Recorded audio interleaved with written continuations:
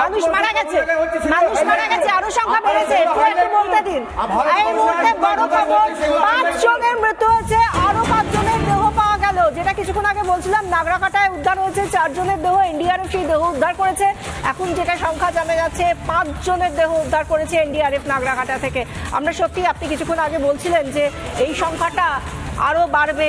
এই জায়গা থেকে আমি ঝন্টুবাবুর কাছে আসবো। ঝন্টুবাবু আমাদের সঙ্গে অনলাইনে রয়েছেন, ঝন্টু বড়াইক অধ্যাপক। ঝন্টুবাবু, আপনি নিজেও উত্তরবঙ্গের মানুষ। উত্তরবঙ্গে আমরা যদি দেখি যে টোটাল যে স্টেট বাজেট, সেটা যদি 3.89 কোটি টাকার হয়, তাহলে উত্তরবঙ্গের জন্য 816 কোটির মতো বরাদ্দ করা হয়েছিল লাস্ট টাইম। 866 হ্যাঁ, 566। তাহলে এইটা, সেই টাকাটাও নাকি ব্যবহার করা যাচ্ছে না, সেই টাকাটাও ফেরত আসছে। 25% তার মধ্যে থেকেও নাকি ফেরত আসছে। তাহলে হচ্ছেটা কি? আচ্ছা, আমি বলছি, আমি কিন্তু উত্তরবঙ্গেই বসে আছি এই মুহূর্তে। এবার পুজোয় আমি আমার গ্রামের বাড়ি জয়ন্তী বক্সায় যাচ্ছিলাম, মূলত পুজোর জন্য নয়, এই পরিবেশগত কতগুলো দিক আমরা ডেটাবেস তোলার জন্য। আমার কাছে এই ডেটাগুলো আছে। তখন আমরা জানতাম না যে গতকাল এবং আজকে ভয়ানক পরিস্থিতির সম্মুখীন আমরা হব। গত 3 দিন 4 দিনের আমার এই ডুয়ার্সের পরিবেশগত সার্ভে, একটা তোমাকে ছোট পাঠ বলি, যে মুখ্যমন্ত্রী বারবার বলছেন রিভার ব্যাংক থেকে অবৈধ বালি তোলা যাবে না। তুমি বিশ্বাস করো, উত্তরবঙ্গে 200টা নদী, মহানন্দা, জলঢাকা, তিস্তা, তোর্ষা, আত্রেই, পূর্ণভবা, টাঙ্গন, কুলিক, সংকোষ, কালজানি, রায়দার, ডুডুয়া, কলি, তাতাসি, এই নদীগুলোর মধ্যে রিভার ব্যাংকে রীতিমতো জেসিপি দিয়ে দিনের বেলায় সরকারি মদতে, রাজনৈতিক মদতে বালু তোলা হচ্ছে। প্রথম কথা। দ্বিতীয়, তুমি বলছিলে না রাজ্য বাজেটের 0.22%, অর্থাৎ 866 কোটি টাকা, মানে 1%-ও কম বাজেট দেওয়ার পরেও সেই বাজেট কোনোভাবেই কোনোদিন ব্যবহার হয় না। তার কতগুলো উদাহরণ বলি, যে এই যে নদীর পার, যেটাকে বলে ইনব্যাংকমেন্ট, তার ঠিক মতো রক্ষণাবেক্ষণ যেটা দরকার সেটা হয় না। ড্রেনেজ সিস্টেম নেই, ফ্লাড শেল্টার, ত্রাণ, পুনর্বাসন নেই। তোমরা শুনবে, ভুটান সরকার গতকাল তাদের টালা পাওয়ার হাইড্রাল প্রজেক্টে ত্রুটির জন্য জল বাংলায় ঢুকছে, তারা সতর্কবার্তা দিয়েছে। পশ্চিমবঙ্গ সরকার এখনো আমাদের কোনো সতর্কবার্তা দেয়নি। আমি উত্তরবঙ্গে বসে আছি, তুমি শুনলে অবাক হবে, 200টা নদী উত্তরবঙ্গে, সেখানে গত 25-26 অর্থবর্ষে মাত্র 38 কোটি 70 লক্ষ টাকা বাঁধ মেরামতের জন্য ব্যবহার হয়েছে। অর্থাৎ নদী পিছু তুমি কত টাকায় অচিরে হিসাব করো। আরো হিসাব, জলপাইগুড়ি থেকে ময়নাগুড়ি যাওয়ার পথে তিস্তা যে ব্রিজ, তার 2 কিলোমিটার আগে এবং 2 কিলোমিটার পরে নদী স্ফীত, অর্থাৎ চওড়া। আবার তিস্তা ব্রিজের সংলগ্ন এলাকায় নদী সংকীর্ণ। এই যে সরু হয়ে যাওয়া, এটাই হচ্ছে এখানকার ভাঙনের একটা বড় কারণ। শুধু তাই নয়, তিস্তা ব্যারেজের থেকে যুক্ত যে ফিডার ক্যানেল বা কৃষি ক্যানেল যেগুলোকে বলি, তাদের অনিয়মিত ভারসাম্যহীন ড্রেনেজ ব্যবস্থা নেই। বাবু, আপনি যে কথাগুলো আমাদের বলছেন, তার একটা উত্তর প্রতীক হয়ে আমাদের সামনে একটা ছবি উঠে আসছে এই মুহূর্তে। মালবাজার যেভাবে ফ্লাড হয়েছে, সেই ছবিটা আমি এই মুহূর্তে দর্শকদের দেখাতে চাই। যেভাবে টানা বৃষ্টিতে জল বাড়ছে তিস্তা এবং মাল নদীর, তাতে করে কি কি হচ্ছে, জমি, চাষের জমি জলে ভেসে যাচ্ছে, বন্যপ্রাণ ভেসে যাচ্ছে, সেই ছবিগুলো আমি একবার আমার আসবো। হ্যাঁ বলুন জয়বাবু, বলুন। প্রথম।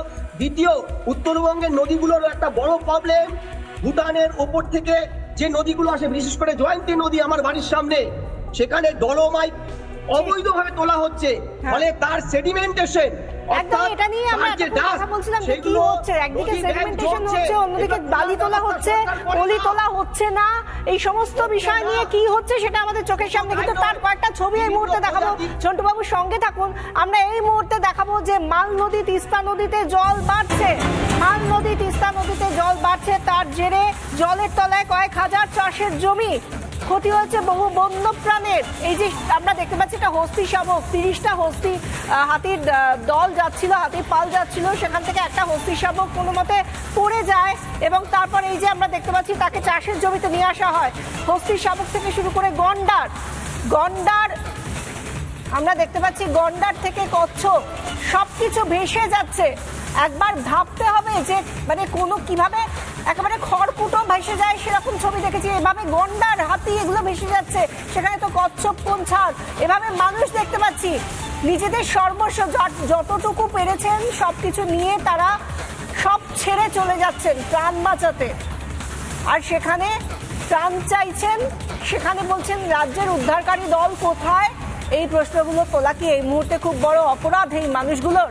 কারণ তারা তো সত্যি কাউকে দেখতে পাচ্ছেন না আশপাশে। আগামীকাল মমতা বন্দ্যোপাধ্যায় যাবেন বটে, আজ তো তিনি নাচছেন,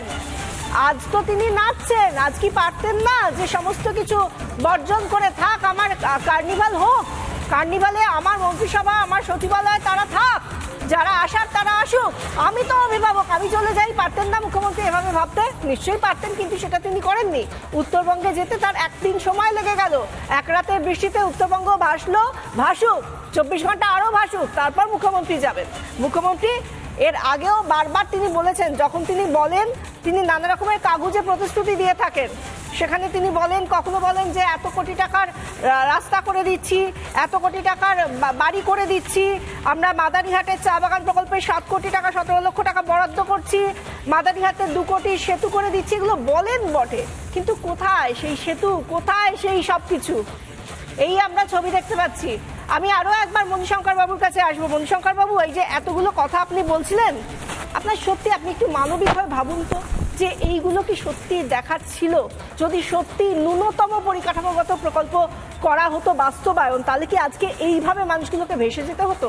দেখুন, আমি যদি ভাববো বলি না, তাহলে ভারতবর্ষের সব মানুষের জন্যই ভাববো। অর্থাৎ বাংলাটা বাদ দিয়ে বাকিদের সঙ্গে ভাববো। Very good. যখন হয়ে গেল, যখন উত্তর ভারতে তখনও ভাববো। তাহলে আপনি বলুন, একটা গ্রাম পুরো জলের তলায় চলে গেল। খুব ভালো বলেছেন। আজকে যে 25 জন মানুষ, আমি উদাহরণ দিতে চাই না, আপনার দিকে তাকিয়ে তারা বলবেন ব্রাভো, শুনুন, দারুণ, বাংলার মানুষের জন্য দারুণ বলেছেন। বাংলার মানুষ এটাই শুনতে চায়। যারা টিভি দেখে তারা জানে যে রিপাবলিক বাংলায় হাততালিটা কিসের হাততালি, রিপাবলিক বাংলা কি দেখায় কি না দেখায় সেটা মানুষের সামনে রয়েছে। আপনি কি বলছেন সেটাও মানুষ শুনতে পাচ্ছেন।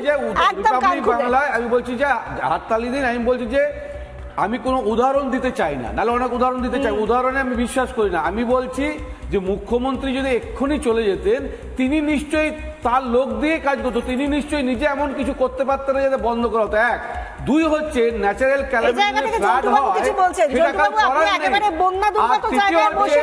আপনি যেগুলো বলছেন, ডিফরেস্টেশন, 4 লেনের যে রাস্তা তৈরি হচ্ছে,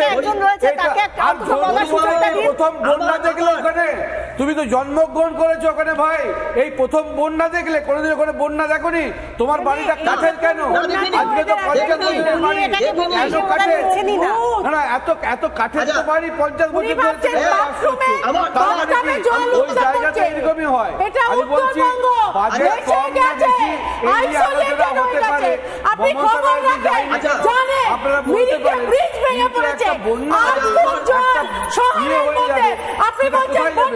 প্রধানমন্ত্রীকে আসতে হতো, তাহলে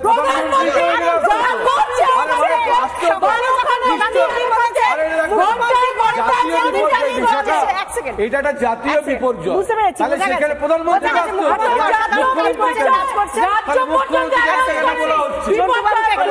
ঝন্টুবাবু দূরে আছেন। ঝন্টুবাবু একটু বলুন আপনি কি বলছেন? আমি মণিবাবু, আমি সত্যিকারে এর আগে কোনোদিন বন্যা দেখিনি, কারণ ওগুলা ছিল ম্যানমেড বন্যা। আপনার দিদি ভাই, আপনার মুখ্যমন্ত্রী বলেছিলেন ম্যানমেড বন্যা, ওগুলা ন্যাচারাল ক্যালামিটি ছিল না। আমি ছোটবেলা থেকে তাই শুনে এসেছি।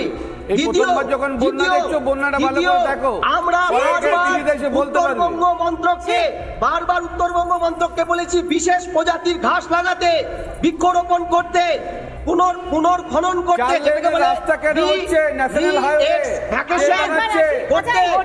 আমরা বলেছিলাম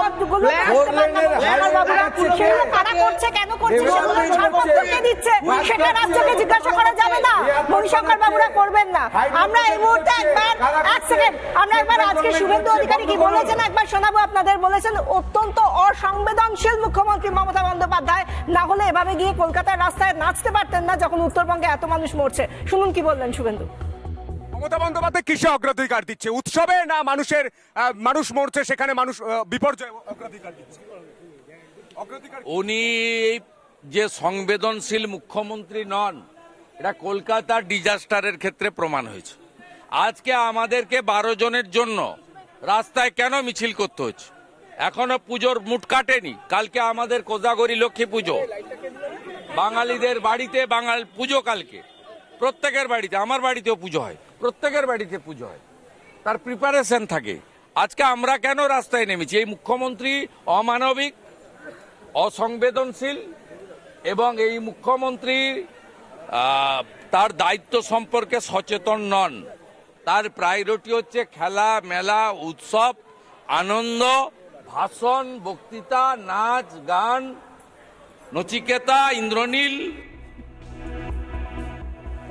সৌমেন্দ্র মোহন বাবুর কাছে আসবো। সৌমেন্দ্র মোহন বাবু, একটা বিষয় আমরা দেখেছি, মুখ্যমন্ত্রী আগেও বলেছেন, আজকেও ফেসবুক পোস্ট করেছেন, তিনি বলছেন ভুটান থেকে জল আসছে বলে আমরা উত্তরবঙ্গ ভেসে যাচ্ছে, আবার আগে বলেছেন, এখনো বলছেন সিকিম থেকে জল আসছে বলে আমাদের উত্তরবঙ্গ ভেসে যাচ্ছে। কখনো আবার তিনি এর আগে দ্বিতীয়ার দিন যখন আমাদের কলকাতায় দুর্যোগ হলো তখন তিনি বলছিলেন বিহার আর উত্তরপ্রদেশের জল এসে আমাদের ভাসিয়ে দিচ্ছে। আমি ঠিক বুঝতে পারছি না যে এটা কি আদৌ সম্ভব। মানে উনি যেগুলো বলছেন, মণিশঙ্কর বাবু খুব চেঁচাচ্ছেন, আমি একটু ওটাকে শান্ত থাকতে বলছি। সেটা হচ্ছে যে এনভায়রনমেন্টাল ইম্প্যাক্ট অ্যাসেসমেন্ট করতে হয়। কবে ব্রিটিশরা ওই দার্জিলিংয়ে গভর্নর হাউস ছিল, গরমকালে গভর্নর যেত ওখানে, তো তখন যে রাস্তাঘাট করেছিল, প্রচুর ব্রিজও হয়েছিল, সে সমস্ত মনিটরিং করা হয়নি, তার রক্ষণাবেক্ষণ করা হয়নি। এখন আজকে তিস্তা ব্যারেজেও ফাটল দেখা গেছে। তো এই তিস্তা ব্যারেজটা বেশি দিন হয়নি, 1980 সালে হয়েছিল, এর মধ্যে ফাটল দেখা 3টে জায়গায় ফাটল দেখা গেছে। এখন কত হচ্ছে যে এই জিনিসগুলো মনিটরিং করা দরকার। আর ডেভেলপমেন্ট, যেমন আজকে তিস্তা ব্যারেজের একটা সাবস্টিটিউট আর একখানা করা দরকার, যেমন হাওড়া ব্রিজের সাবস্টিটিউট হয়েছে হুগলি ব্রিজ। তো আমাদের কিছু ডেভেলপমেন্ট দরকার, যেটাকে আমরা বলছি টেকসই উন্নয়ন, সাস্টেনেবল ডেভেলপমেন্ট। হয়তো উনি বলবেন যে পরিবেশবিদরা এই ধরনের কথা বলে, কিন্তু হোটেল যেমন হচ্ছে আজকে, হলিডে হোম হচ্ছে, হোমস্টে হচ্ছে, কিন্তু তার ফলে রাস্তাঘাটে উন্নতি হচ্ছে না, ব্রিজগুলো সব থেকে বড় জিনিস হচ্ছে চা শিল্প ধ্বংস হয়ে যাচ্ছে। চা বাগানে যেভাবে জল ঢুকেছে, বন্যপ্রাণী, হ্যাঁ, যে আজকে ডুয়ার্সের ফরেস্ট, যেখানে 5 কিলোমিটার কোনো কনস্ট্রাকশন হওয়ার কথা ছিল না, সেখানে 1 কিলোমিটারের মধ্যে বাউন্ডারি এরিয়া কনস্ট্রাকশন হচ্ছে, হ্যাঁ। তার ফলে আজকে যে জিনিসগুলো ঘটছে সেটা হচ্ছে এনভায়রনমেন্টাল ইম্প্যাক্ট অ্যাসেসমেন্ট করা হয়নি। এটা হওয়ার ছিল, কারণ এর আগে যা করণীয় সেটা করেনি রাজ্য। আজকে যেটা দেখছি তাতে করে ভুটান, নেপাল ইত্যাদি একদমই তাই, পর্যটন শিল্প যেটুকু আছে সেটুকু শেষ হয়ে যাবে, চা শিল্প যেটুকু আছে সেটুকু শেষ হয়ে যাবে। আমাদের মানুষরা যারা আপনারাই বিচার করুন এ রাজ্যে কি চলছে, উত্তরবঙ্গে কি চলছে, সেই সমস্ত দায় আপনাদের উপরই ছাড়লাম। শুধু রাজ্যের ব্যাপার নয় এটা। আচ্ছা বেশ, সবাই মানুষ বুঝবেন, মানুষকেও বোকা নন। অনেক ধন্যবাদ আপনাদের সকলকে আমাদের আলোচনায় আসার জন্য। একটা ছোট্ট বিরতির পর ফিরে আসছি, সঙ্গে থাকুন।